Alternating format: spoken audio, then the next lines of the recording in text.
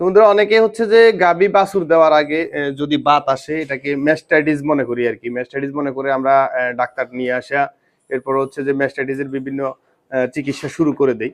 তো মূলত হচ্ছে যে আপনার গাবি বাছুর বা বকনা বাছুর দেওয়ার আগে দেখা গেছে অনেক সময় আপনার বান শক্ত হয়ে যায়, এই যে পেটের নিচ দিয়ে এরকম পানি নেমে যায়, এটা হয়তো বা আরো বড় হবে, কারণ এটা আমাদের এটা এখনো বাছুর দিতে সপ্তাহখানিক দেরি আছে।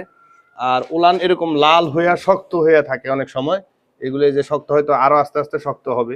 তো এটা দেখলে অনেকে হচ্ছে যে কি ঘাবড়ায় যায় আপনার দেখা গেছে মনে করে যে মেস্টাইটিস হয়ে গেছে, এই কারণে চিকিৎসা করায় আপনার দেখা গেছে ডাক্তার নিয়ে এসে অনেক টাকা নষ্ট করে। মূলত হচ্ছে যে এটা স্বাভাবিক বিষয়।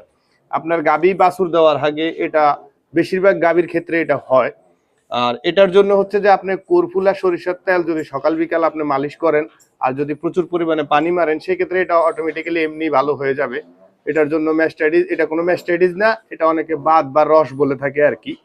তো এটার জন্য ঘাবড়ানোর কিছু নাই। অবশ্যই যদি আপনি জেনে থাকেন বিষয়টা, যদি ভালো লাগে অবশ্যই একটা লাইক দিয়ে শেয়ার করে দিবেন, যাতে আরেকজন খামারি ভাই বিষয়টা নিয়ে সতর্ক হতে পারে।